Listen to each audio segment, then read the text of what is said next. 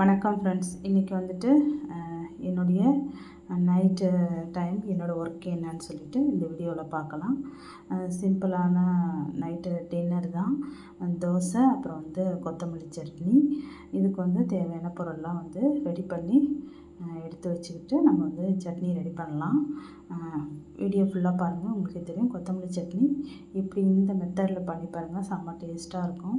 இட்லி, தோசை எல்லாத்துக்குமே நல்லாயிருக்கும். இது தக்காளி, வெங்காயம், பூண்டு, இஞ்சி, பச்சை மிளகாய், கொத்தமல்லி இதெல்லாம் சேர்த்து நல்லா வதக்கி அரைக்கணும். இதுக்கு புளியெலாம் சேர்க்க தேவையில்லை, ஏன்னா நம்ம தக்காளி சேர்க்கறதுனால. தேங்காய் சேர்க்காமையும் நம்ம இந்த சட்னி பண்ணலாம். ஆனால் தேங்காய் சேர்க்கும்போது இன்னும் கொஞ்சம் நல்லா டேஸ்ட்டாக இருக்கும்.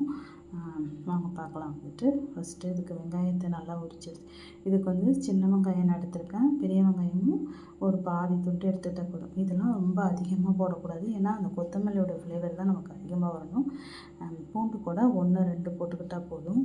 போடாமல் செஞ்சால் கூட அது நல்லா டேஸ்ட்டாக தான் இருக்கும். சும்மா ஆப்ஷனல் தான். ஆனால் இஞ்சி, பச்சை மிளகாய் கண்டிப்பாக நம்ம சேர்த்துக்கணும்.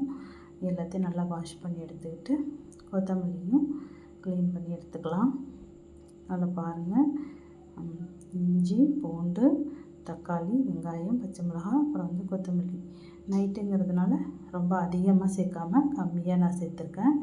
ஏன்னா டே டைம்னால் கூட கொஞ்சம் ஒரு 2 வேளைக்கு சாப்பிட்லாம். காலையிலையும் மதியம் இட்லி மீந்துடுச்சுன்னா சாப்பிட்டுக்கலாம், ஒரு 11 மணி வரைக்கும்.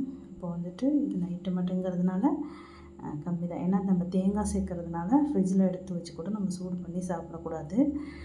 கார சட்னினால் நம்ம சூடு பண்ணி சாப்பிட்டுக்கலாம். தேங்காய் சேர்க்கறதுனால அது சூடு பண்ண முடியாது.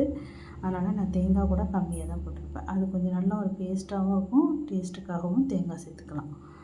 இது எடுத்துட்டு எல்லாமே இப்போ ரெடி ஆகிடுச்சு. இப்போ வதக்கி நம்ம சட்னிக்கு ரெடி பண்ணிக்கலாம். இது மோஸ்ட்லி நைட் டைமில் இந்த தேங்காய் சட்னியெல்லாம் சாப்பிட்டா நெஞ்சு கரிக்கும்.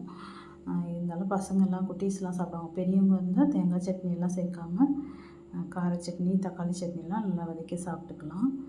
இப்போ எல்லாமே நான் கம்மியாக தான் எடுத்திருக்கேன், ஏன்னா ஒரு 3 பேருக்குங்கிறதுனால. ஃபஸ்ட்டு எண்ணெய் கொஞ்சம் ஊற்றிட்டு நம்ம ரெடி பண்ணி வச்சுக்கிற இந்த காயெல்லாம் ஃபஸ்ட்டு போட்டு கொஞ்சம் நல்லா வதக்கிக்கணும். அதுக்கப்புறம் தான் கொத்தமல்லி சேர்க்கணும்.